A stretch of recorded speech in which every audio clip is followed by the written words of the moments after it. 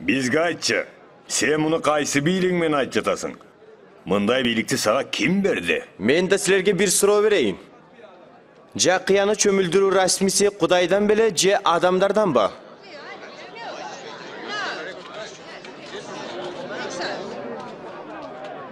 Эмне деп жооп беребиз? Эгер Кудайдан десек, анда эмнеге ага ишенбедиңер дейт. Адамдардан десек, элдин баары бизди ташпаранга алат. Анткени алар Жакыяны пайгамбар деп эсептешет.